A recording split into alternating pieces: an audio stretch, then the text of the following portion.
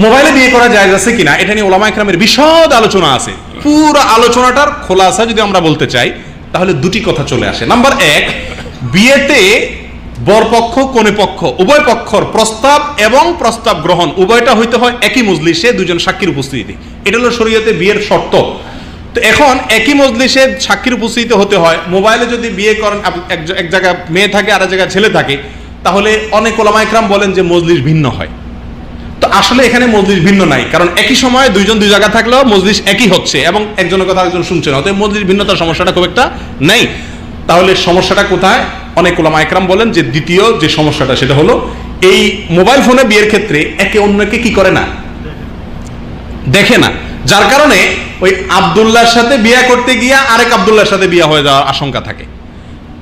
ফাতেমারে বিয়ে করবে, সে ঠিকঠাক করছে, ওখানে ফাতেমার জায়গায় জরিনারে বসায় দিচ্ছে। এরকম প্রতারণার আশঙ্কা থাকতে পারে কি পারে না?